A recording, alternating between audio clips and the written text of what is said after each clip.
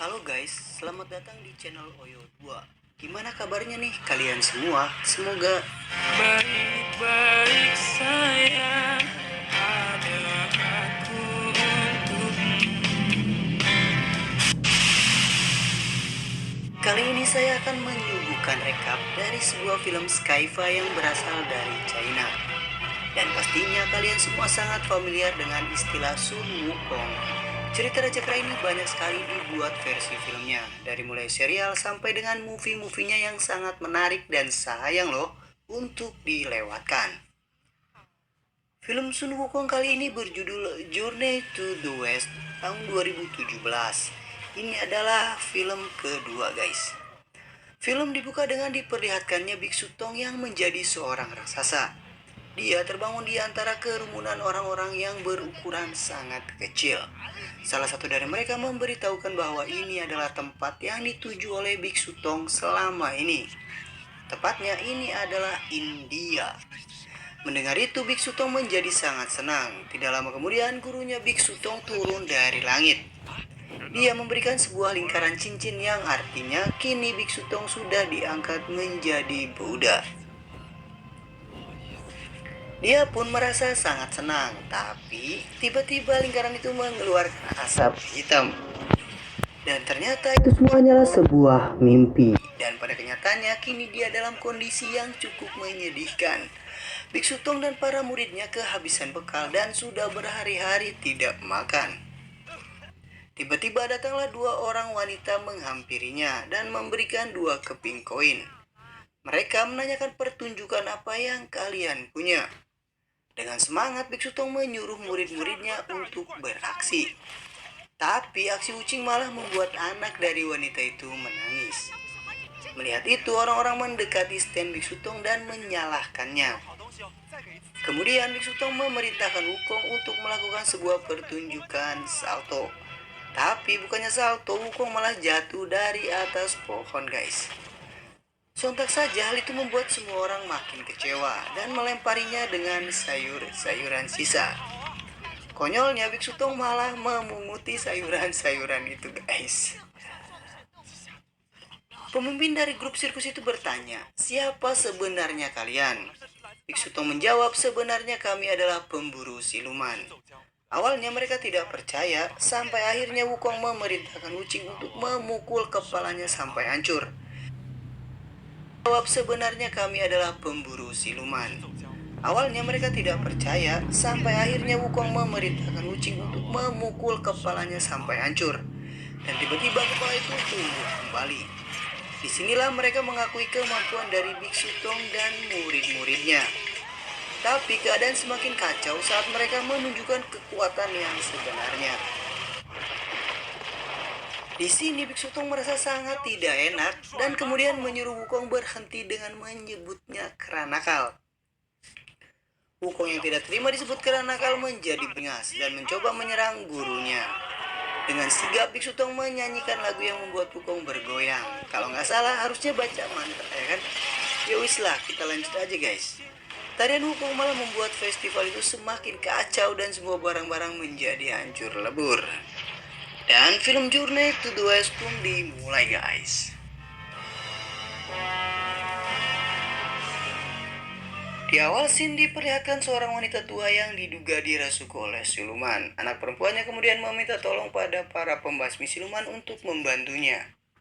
Di rumah itu juga terdapat dua anak perempuan yang katanya berumur 16 tahun.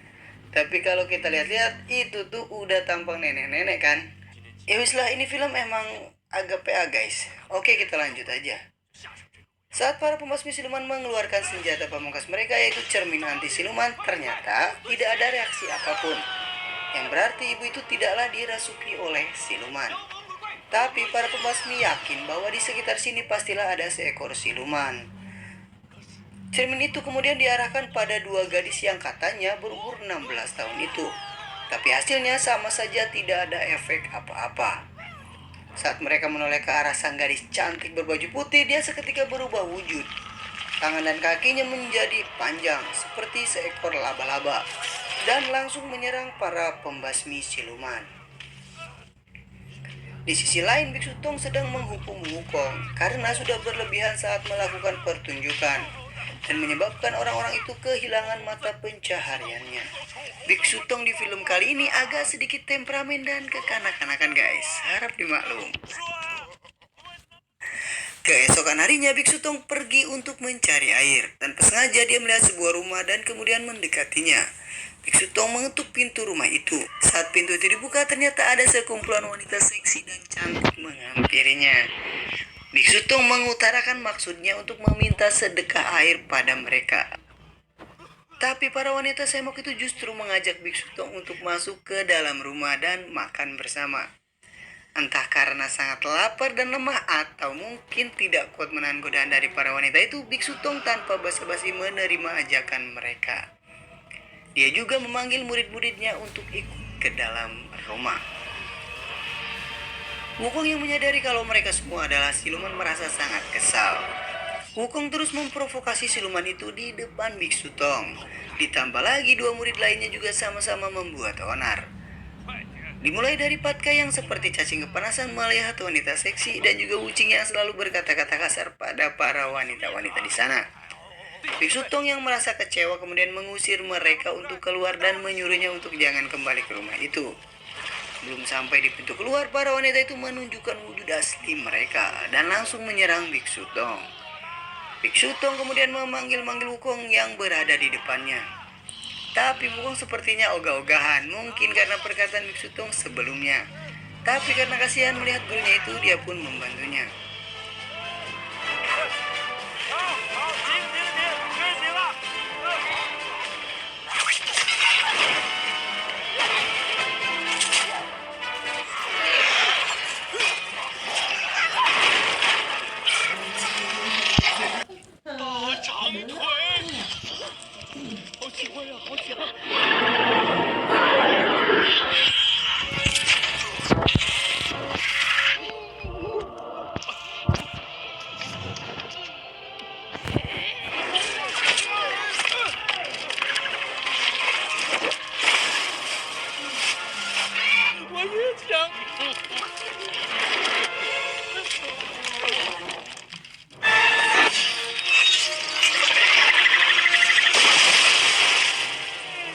Setelah berhasil mengalahkan mereka semua dengan lubang yang dibuat oleh Wukong, mereka semua turun ke dalam lubang itu.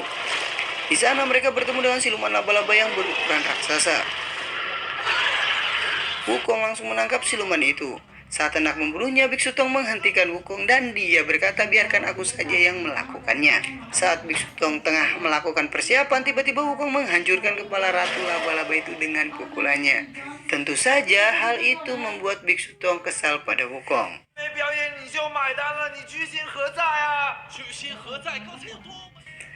Ketika tengah beristirahat, Wukong, Patkai, dan juga Wucing merencanakan akan membunuh Biksu Tong karena mereka sudah tidak terima dengan perlakuan gurunya tersebut. Tetapi di sini mereka takut akan jurus telapak Buddha yang dimiliki oleh Biksu Tong. Tanpa sengaja Biksu Tong mendengar percakapan itu.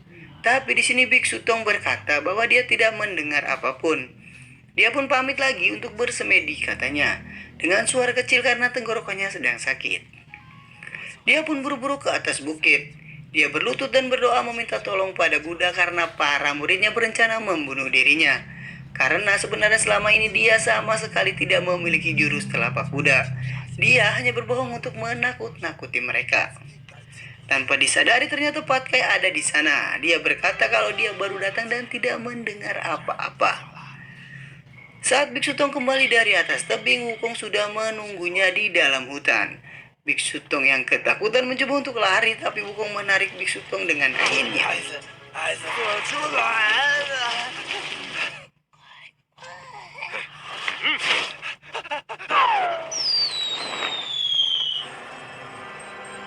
Wukong mengira cahaya itu adalah jurus telapak kuda. Dia pun bilang kalau dia hanya bercanda. Untuk kali ini Biksu Tong selamat. Wukong kemudian menghajar Patkai karena merasa dibohongi atas informasi tersebut. Mereka pun kembali melakukan perjalanan. Wuching kembali ke wujud silumannya karena efek racun dari pertarungan sebelumnya. Kali ini mereka tiba di kerajaan Bikyu. Kotanya sangat ramai dan seperti memiliki perpaduan kebudayaan antara Tionghoa dan India. Di sana mereka disambut oleh Perdana Menteri kerajaan itu. Kemudian mengajak Biksu Tong dan para muridnya ke istana. Di atas kereta, Perdana Menteri tersebut terus saja menggoda Biksu Tong dan belayan-belayannya membuat Biksu Tong menjadi risih. Sebelum memasuki istana, Perdana Menteri mengingatkan bahwa raja mereka bertingkah seperti anak-anak karena efek meminum pil peremajaan. Dan benar saja di dalam istana terlihat seperti taman hiburan, guys. Raja meminta Biksu Tong untuk melakukan pertunjukan. Bila menolak maka kepalanya akan dipenggal. Awalnya Biksu Tong menolak, tapi karena tidak ada pilihan lain, dia pun menerima permintaan dari sang raja. Dia pun berdiskusi dengan para muridnya dan mereka sepakat menggunakan mantra penurut, di mana Biksu Tong akan melakukan gerakan yang sama seperti Sun Wukong.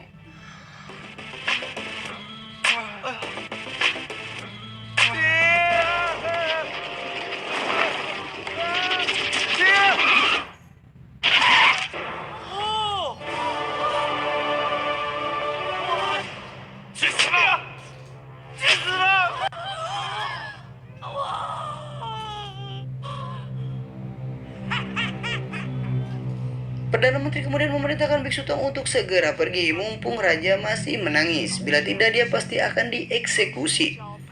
Di sini Biksu Tong sangat marah pada Wukong karena merasa dipermalukan di depan raja dan seluruh orang-orang yang berada di dalam istana.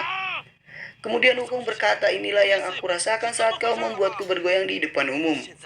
Aku pun merasakan apa yang kau rasakan saat ini. Mendengar itu Biksu Tong sadar atas kesalahan yang telah dilakukannya. Dia berlutut kepada Sun Wukong untuk meminta maaf sambil menampar-nampar dirinya sendiri. Karena merasa kasihan, Wukong pun memaafkan gurunya tersebut.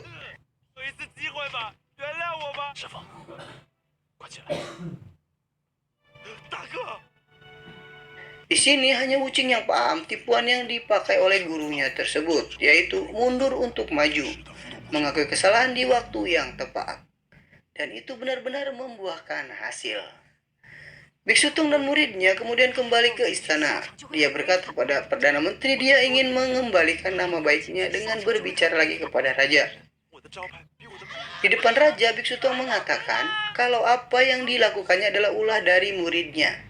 Dia meminta satu kesempatan lagi untuk membuktikan kalau mereka benar-benar akan membantu mengusir siluman jahat yang ada di istana ini. Wukong kemudian mendekati raja. Dia meminta raja untuk menampar pipinya.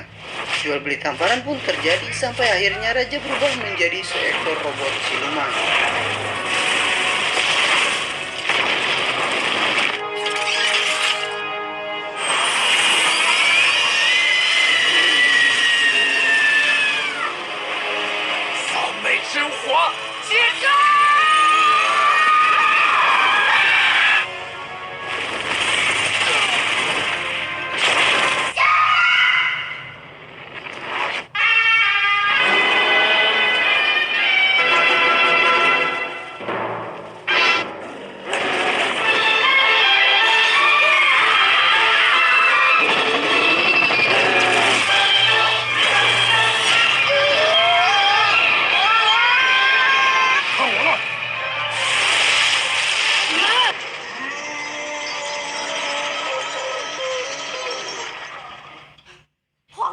Setelah siluman itu berhasil dikalahkan, ternyata raja yang asli dikurung di bawah tanah oleh siluman yang menyamar menjadi dirinya. Dia pun berhasil diselamatkan. Sebagai tanda terima kasih, raja memberikan hadiah kepada Biksu Tong berupa 300 orang salirnya. Tapi Biksu Tong menolak tawaran dari sang raja. Sebelum Biksu Tong pergi, ternyata di antara para wanita itu ada salah satu gadis yang bahkan raja sendiri baru melihat gadis tersebut. Yang ternyata dia adalah pegawai baru di istana. Namanya adalah Felicity dan dia merupakan seorang penyanyi. Raja kemudian memerintahkannya untuk menyanyikan sebuah lagu untuk mengiringi kepergian Biksu Tong. Saat Felicia bernyanyi, Biksu Tong kembali teringat pada kekasihnya dulu yang bernama Nona Duan. Tapi sekarang Nona Duan telah mati karena dibunuh oleh Sun Wukong. Cerita ini ada di season satunya guys. Kalau kalian request nanti Mimin buatin rekap alurnya. Oke, kita lanjut. Melihat Biksu Tong yang terus memandangi Felicity, Raja menawarkannya untuk membawa Felicity sebagai hadiah. Dan Felicity sendiri kelihatannya sangat ingin pergi bersama Biksu Tong. Dengan berbagai alasan, Biksu Tong tetap menolak tawaran dari sang raja. Mereka pun akhirnya pergi meninggalkan kerajaan. Di tengah perjalanan, Biksu Tong terus memikirkan Felicity. Dia tidak berkonsentrasi pada perjalanannya.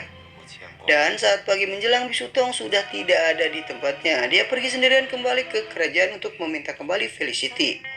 Dan akhirnya sang raja memberikan Felicity pada Biksu Tong. Perjalanan pun akhirnya dilanjutkan kembali dengan tambahan satu anggota baru, dan perjalanan kali ini sedikit bernuansa romantis guys. Wuching pun kini sudah kembali ke wujud manusianya. Sun Wukong kemudian mengajak gurunya untuk membicarakan sesuatu hal. Wukong bilang kalau Felicity adalah seorang siluman, meskipun sepertinya dia adalah tipe siluman yang sulit untuk diidentifikasi. Tapi Biksu Tong tidak semudah itu percaya pada omongan Wukong. Sun Wukong mencoba membuktikannya, tapi Biksu Tong yang telah dibutakan oleh kecantikan dari Felicity terus membela Felicity. Sampai akhirnya demi meyakinkan Wukong, Felicity mengajak Wukong menemui keluarga Felicity di kampung halamannya. Di sana Wukong masih tidak percaya dan menganggap kalau mereka adalah orang-orang suruhan Felicity. Dia pun menyerang ayah dan juga ibu Felicity. Biksu Tong yang melihat itu menjadi sangat marah. Dia mengungkapkan semua kebencian pada Sun Wukong dimulai dari saat Sun Wukong membunuh kekasihnya. Dan harus terikat oleh takdir bersama orang yang sangat dia benci adalah suatu siksaan. Dia pun memutus hubungan dengan Sun Wukong dan menyuruhnya pergi. Wukong yang kecewa karena gurunya lebih mempercayai siluman itu daripada dirinya yang jelas-jelas selama ini terus melindunginya.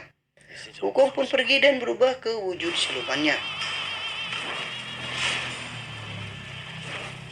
Di puncak bukit, Biksu Tong yang sedang menyendiri dihampiri oleh Felicity. Felicity mengungkapkan perasaannya pada Biksu Tong dan berharap bisa hidup bersama dan membangun keluarga kecil mereka.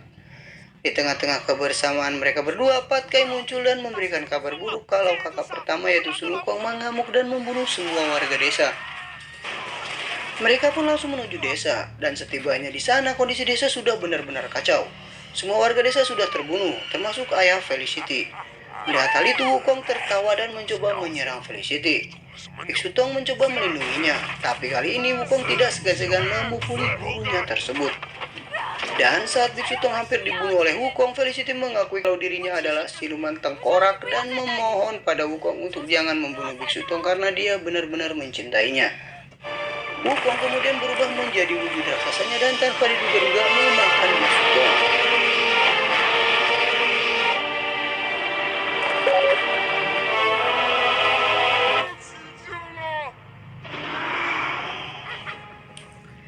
Di tengah kekacauan itu terdengar suara seorang wanita yang ternyata itu adalah Perdana Menteri dan juga siluman robot di kerajaan Baekhyun. Dengan bangga dia mengungkapkan rencananya untuk memecah belah Biksu Tong dan muridnya dengan memanfaatkan Felicity berhasil. Kini misi yang diberikan Buddha pada kalian gagal. Tanpa diduga-duga, Wukong kemudian memuntahkan Biksu Tong yang ternyata dia masih hidup. Semua yang terjadi ini sudah direncanakan oleh Biksu Tong dan murid-muridnya untuk memancing musuh yang sebenarnya. Termakan oleh cinta dari Felicity, mengusir Wukong, membunuh para penduduk desa yang berkomplot dengan siluman, semuanya sudah direncanakan sebelumnya.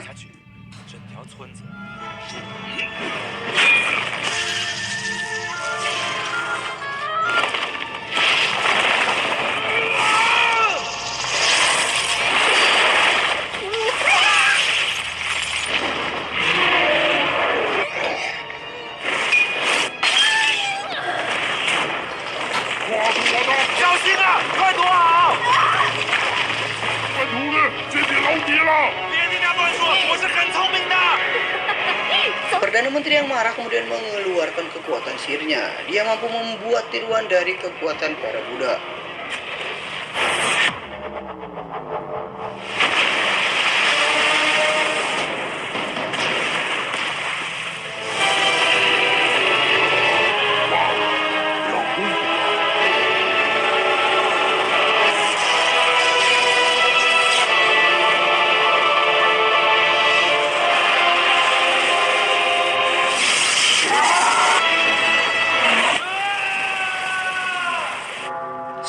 sudah terpojok, muncullah tangan raksasa berwarna emas dari dalam laut